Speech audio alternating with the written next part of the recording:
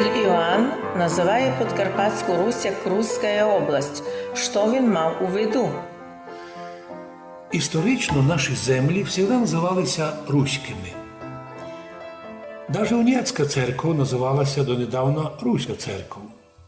Жителі – русини, а народ – руський. Коли була весна народів, коли руські війська вийшли в Австро-Венгрію подавляти венгерське восстання, то що виділи руські солдати?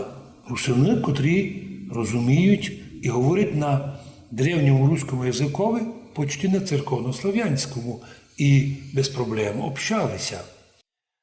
Пізніше нас називали Руська земля, Руська область, но з того моменту, коли розпалася Російська імперія, коли появилася Росія і окремо Україна, Білорусія, то стало ясно, що ми ні одній з цих областей прямо не відносимося, бо ми русини, і в нас руськость нероздільна. Русини як віддільний кожен з нас, а народ уже руський-русинський. Тому і він, святитель Іоанн, назвав нас Руська область, а людей руськими. Він, коли пообщався з нашими русинами в Бітовській семінарії, то був удивлений видіти дійсно благих, добрих церковних людей, котрі, на удивлення його, владіли церковними гласами, свободно читали церковнослов'янські тексти, співали, а значить, богословськи получали освіту, верталися до домів, готовими бути місіонерами, служителями церкви православної. В течение многих столетий русини сохранили свою етнічну приналежність русини. І якщо за 1000 років з мадярами, з австріяками ми то удержали, то коли радянська Україна анексувала у январі 46-го року після війни, то ми впервые пропали із історії. Нас приєднали комуністи українські як споконвічних українців. І русинські школи забрали, перетворили їх на українські.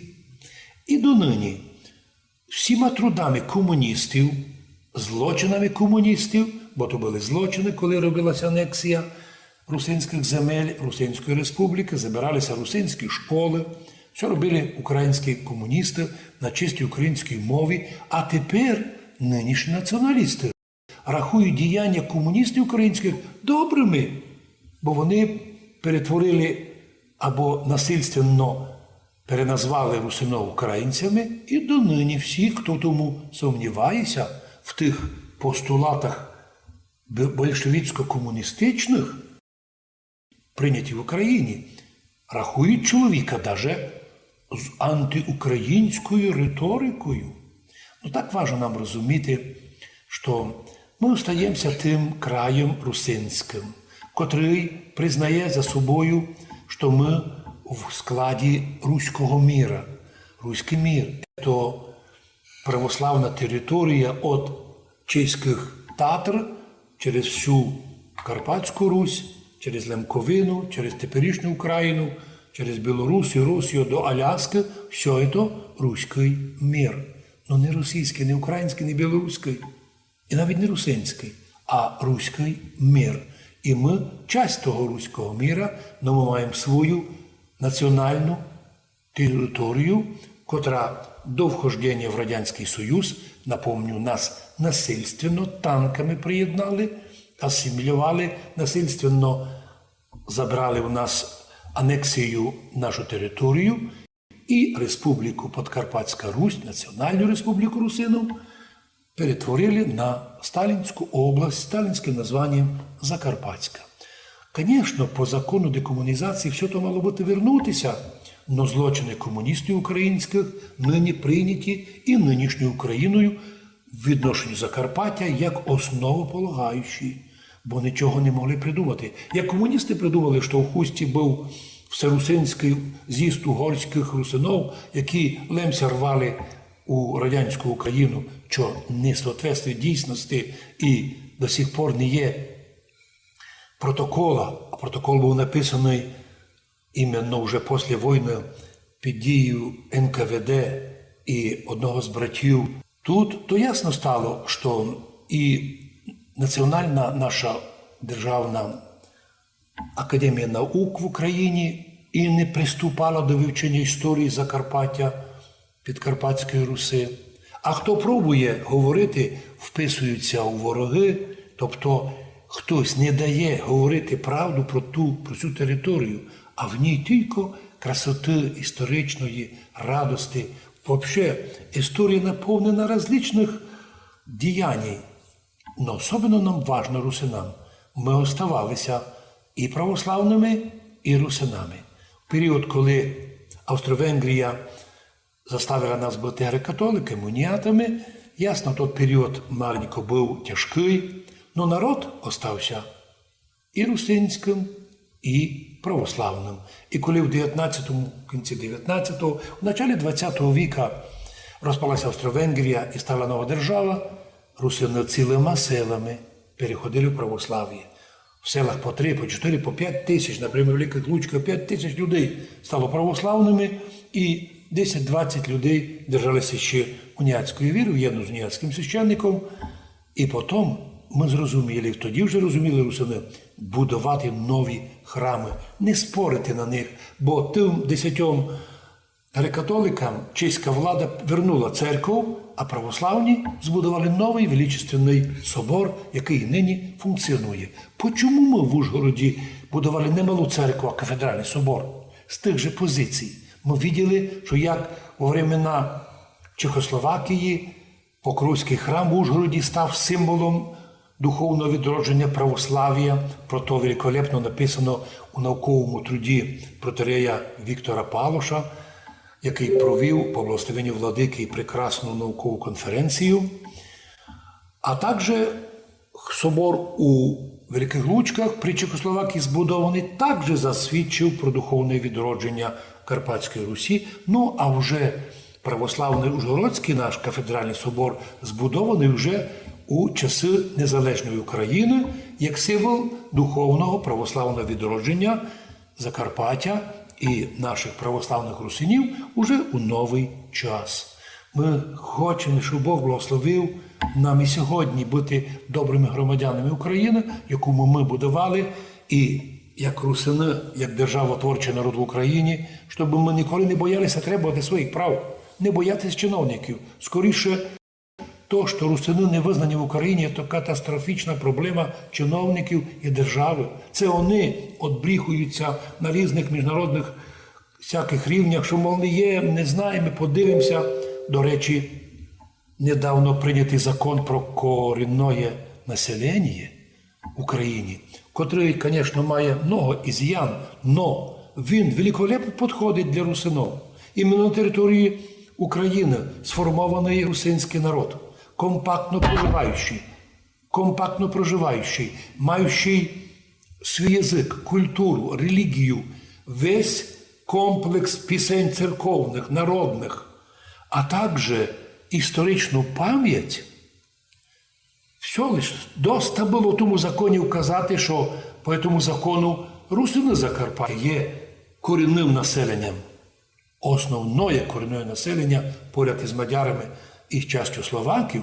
І цей закон був би вполне благопристойний. На жаль, українські чиновники і депутати Верховної Ради, а юристи називають їх повними неуками, тому що приймають закони, котрі нарушають Конституцію і права людей, то й ми їм кажемо: жаль, що ви прийняли непоганий закон, але не вписавши туди, як корінний русинов, зробили собі просто катастрофічну пам'ятку і ганьбу на всю історію.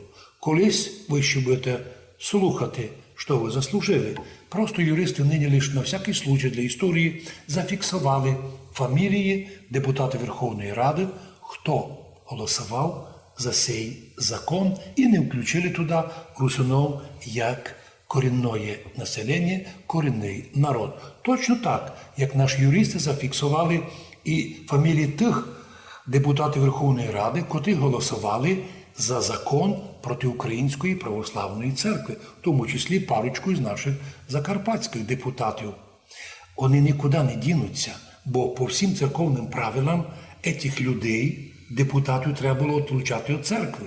Бо як то депутат, котрий йде у Верховну Раду, бере благословення в єпіскопа, бути депутатом Верховної Ради, а там приймає закон по розрушенню православної церкви в Україні. Подивимося, в будь-якому випадку є нам про що говорити. Но єдно ми чітко ми заявляємо.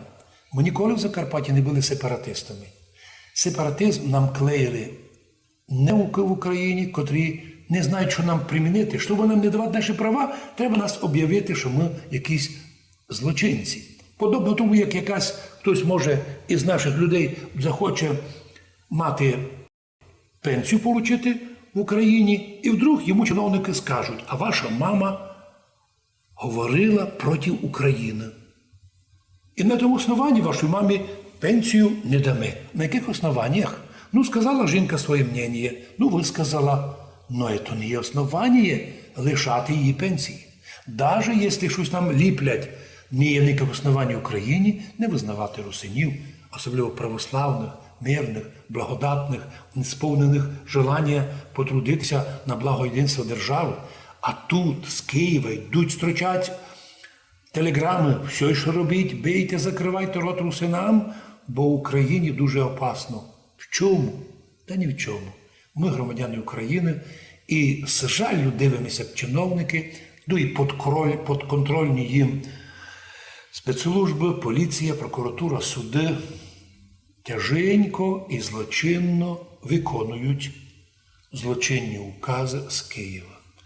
Ми молимо Бога, щоб Господь остановив такі процеси, бо вони єднако розрушають і державу, і нас, бо це розділення не потрібно нам. Господи, благослови нашу державу Україну, благослови нашу історичну Карпатську Русь, святу землю і, як казав святитель Іоанн Чанхай, Руську область, котра відноситься до руського міра. Будучи русинами і не взираючи на які другі регіони, ми хочемо жити в Україні і щоб у нас охранилося хоч то, що осталося в єдинстві, а в ній би ми завжди говорили як громадяни України, но як русини по національності, котрі мають свою історичну пам'ять, компактне проживання, язик, культуру і все остальное. На цьому завершуємо із Богом Святим. На цьому наша передача завершена. Будьте здорові! Будьте здорові з Богом Святим, мира і благословення всім вам.